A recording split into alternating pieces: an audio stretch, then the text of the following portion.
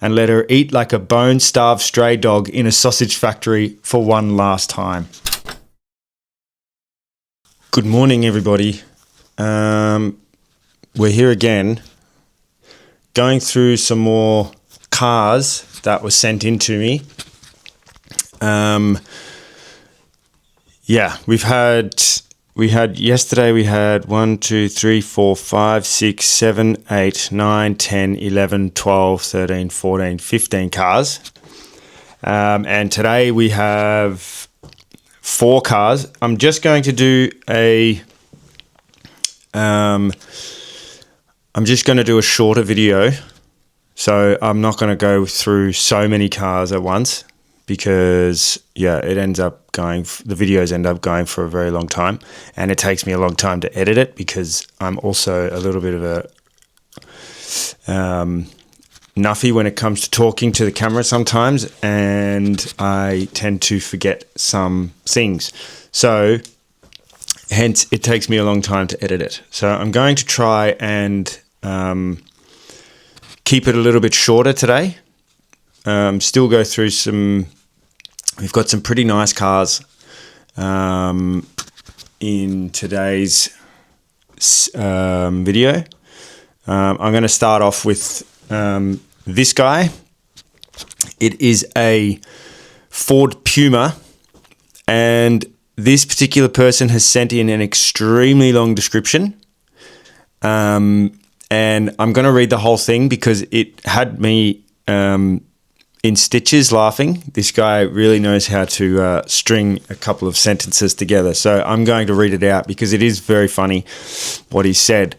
So, I'll start it off. Like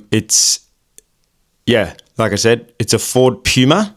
I'm not sure from what year it is. He doesn't say. But let's just read through the description anyway.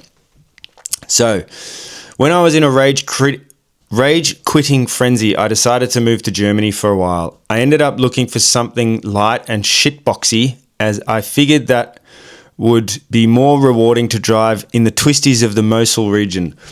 When fuming about just missing out on a Nissan Micra that was for sale a few kilometers away from home, I stumbled upon this quirky-looking Ford Puma.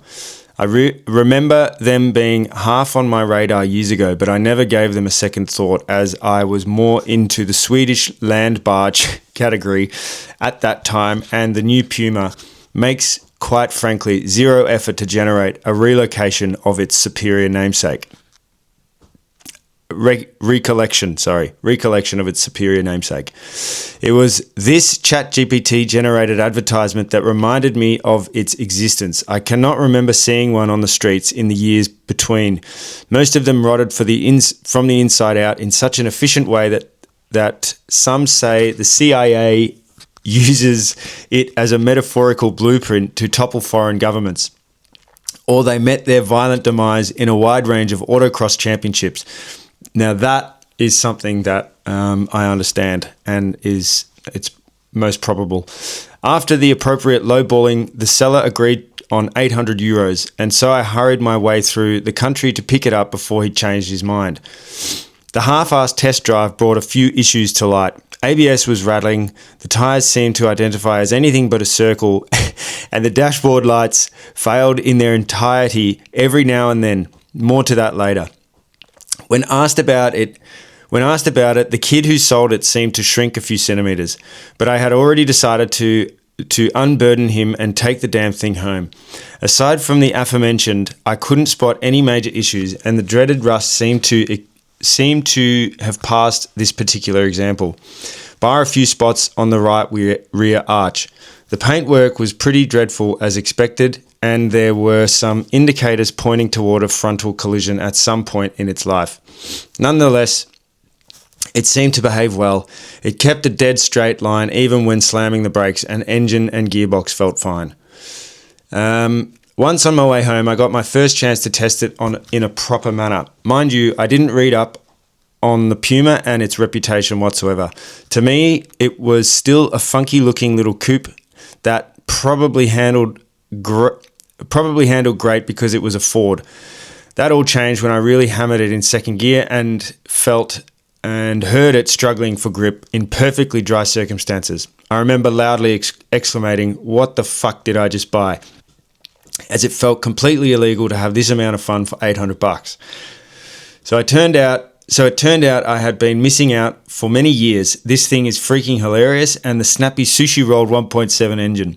Intake noises and exhaust snarls stood firmly and effectively in opposition to any objection rooted in moral fear. I had to contain myself though. I wanted to get home, and hitting 200 on the described tyres is a sensory privilege reserved for the few, but served no purpose as a guarantee to make coming home again happen in one piece. New tyres were fitted, the ABS rattle was fixed, and removing a fuse, and the ABS rattle was fixed by removing a fuse, and the fun began. Dash lights were still failing from time to time, but I didn't really care about it until suddenly a police car stopped and turned for me during an otherwise calm late night drive in the city centre. After testing out the hypothesis that this is a ridiculously quick vehicle by any standard, I inspected the car on a quiet spot out of town and found out that no dash lights implied no rear lights as well. When all the problems were addressed alongside the regular maintenance, it was time to pack up towards the hills of Germany. As driving through the Ruhrpott equals any form of masochism I'm not into, I sent it through the more familiar and pleasant surroundings of the Ardennes and Luxembourg region, and decided to only hit B roads once I crossed the border out of the Netherlands, continuing like that until I hit the Mosel River. It was during that trip that I absolutely fell in love with this supposed throwaway car. Turned out this was exactly the extra flavour I wanted when residing in that region. Barely a day went by without stretching its legs in the hills surrounding the river valley. It never failed to start, it never overheated, and it didn't consume any oil or coolant. It had no qualms keeping up with far more advanced machinery through the uphill twists and turns, while in the meantime it stood its ground on the rare occasions I took it on the Autobahn. But this car isn't about its byproduct of exceeding its speedometer. It is a creation that fits like a glove to any looking for a raw rally-like driving experience, but isn't willing or able to spend a Japanese-made boxer engine into the afterlife twice a year. It handles supreme. It doesn't take long to totally harmonize with it and find yourself committing to what some consider capital offences in your local empty back road, be it with or without tarmac. This is while gently working your steering wheel with the tip of your fingers, flicking through the phenomenally ratioed transmission into different gear with the most subtle brush on the lever, and modulating the pedals like a Motown drummer on the finest blow of the market has to offer. In a world flooded with new ways of presumed rational thinking, this car is the perfect antidote. In all its current day obscurity, it represents a proper hurrah from an era where analog driving pleasure and performance was yet to be stripped away from the obtainable realm by a plethora of corporate nonsense, combined with legislation made up by people who can barely resist wearing reflective helmets during a nightly visit to their own toilet. Oh, fuck me. But for me, it's amplified what I see as some of the most joyful periods of my life, and it stayed through the ones that followed after. For the past 2 years, I've clocked 30,000 kilometres in it as a semi-daily, and it never failed me. Despite the heaps of passionate mistreatment and casual indifference it endured, this one won't be traded unless fate or misdirected dose of stupidity takes it from me. I will continue to maintain and operate it the way I do. If I were to have one final can of petrol, I would wholeheartedly pour it into this silly little Botox Fiesta and let her eat like a bone-starved stray dog in a sausage factory for one last time. Oh my goodness, that was something else. I need to get this guy's handle. That was very, very good. Where is it? It is here, Robert. Lap Robert. Thank you very much, mate. I'm going to put that... I would very much like to drive that thing. I'm sure I would have a lot of fun in that as well. Just as much fun as you would have, I'm sure. So the next one is one of my personal favorites, the good old trusty Hilux. And this is from Kill Road Off-Road. So I'm obviously going to put all these tags and handles in the in Instagram and also on YouTube. So any of you guys who I have tagged today on Instagram or TikTok, please make sure that you go to the YouTube channel at Cheap Car Tours, and then you can also see the full video. So this is a Toyota Hilux from 1995 Toyota. No, that's his 4Runner. Doesn't say what year, but it looks like it's about a 95, 96, somewhere in that mid-90s area. So quick backstory. I always wanted the Top Gear Hilux. I think we all do. Still do. That is probably my... that would have to be the Hilux that I would want the most. Would definitely be the one from Top Gear. I mean, the indestructible old school Hiluxes. I always wanted the Top Gear Hilux, but in a dual cab. This one popped up on Facebook Marketplace, and I got it the next week. It used to be. It's been used by a family who had it for 16 years and used it for hunting.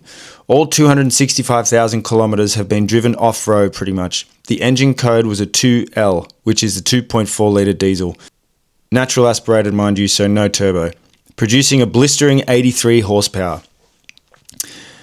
Well, it did when it was new. At least 20 horses have left the car since then.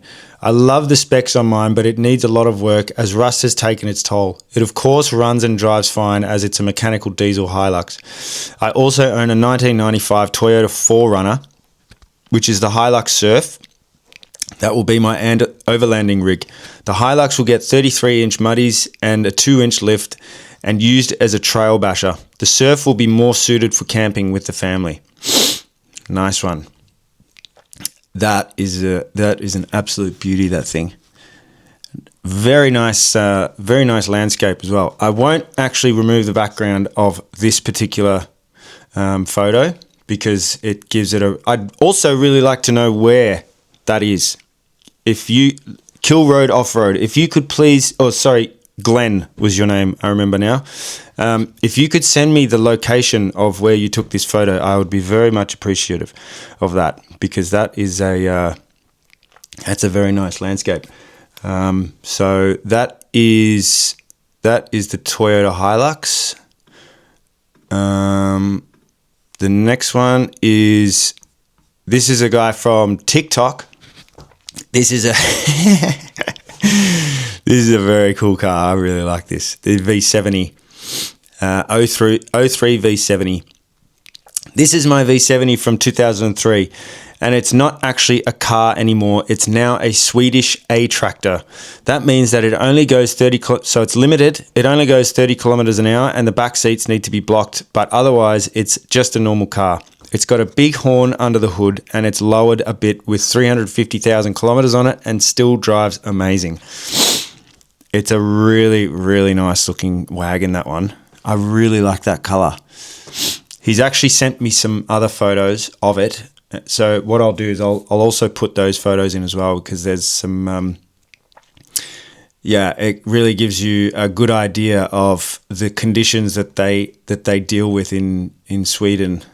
And then this is another one. So the last one for the day, this is from Levi Wooms from Instagram. And this is his Volvo S60. I actually thought, by the look of this photo at the very beginning, I thought it was an S90. But it might just be because the photo's stretched. But it looks like a serious rig, this thing. A little bit of lowerage at the back as well. So this is from Levi Wooms. My story with this car starts with a lot of luck for me and some bad luck for someone else. It's a 2001 Volvo S60 2.4 litre 5-cylinder engine with 170 horsepower. Right now, it has almost done 500,000 kilometers. The most amazing thing about it is I don't have to be gentle with it and drive it like a rental. It will always work. When I first wanted to buy it from a colleague, he already agreed to sell it to someone else. Fortunately for me, this person's car burnt down, so he couldn't buy it anymore. This car was bought cheap by my colleague for a road trip, thinking it wouldn't survive. After this trip, the car was still in good shape and he didn't use it anymore. After the sale didn't go through, I bought it for 400 euros. It needed some love, but nothing major. I fixed the cruise control, AC, and the front indicator lights. This car has never let me down. It has taken me on many awesome road trips in the 4 years I've had it. I've driven it over 100,000 miles to over 20 countries so far. I've been to the Northern Cape in Norway. Awesome. That's what I want to do, obviously. In the middle of winter in blizzard conditions, minus 35 Celsius. Crossed the Alps many times. Although it's a 25-year-old car, I still feel safe driving its top speed, 253 kilometers per hour on the German Autobahn without losing any comfort. I slept in it on beaches, mountains, and at truck stops on the European highways. It has never broken down. In all the amazing adventures, it has kept me warm and dry. It has kept me warm, dry, and most importantly, very comfortable. Once you've sat in the seat of an old Volvo, nothing else will do. And after all this, it also gets me to work every single day. I can't explain how much I love this car and I will never let it go. Thanks for letting me share my story and all the adventures with my buddy. Levi Wilms from the Netherlands. That's awesome. I really like this car. I mean, I don't even think you guys need to really hear me say I like the car, because I like all of them. I really do. So that's today's episode of Fan Features. So I will be doing a video today, actually. It's not raining, so I'm going to start the filming for my new series, which is the local series. And hopefully I'll be able to get a video out by the end of this weekend on YouTube.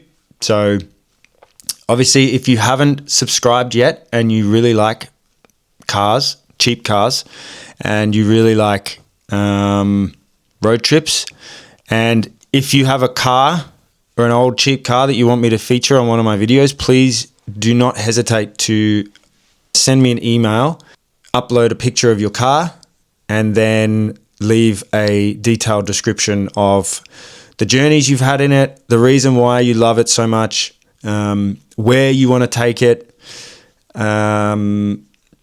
anything. I love listening to these stories and seeing the cars that you all have really good connections with. So that's the Fan Features video for today. If you could hit the subscribe button, follow along, I would be very, very appreciative and very happy. And I look forward to the next video. So, cheers.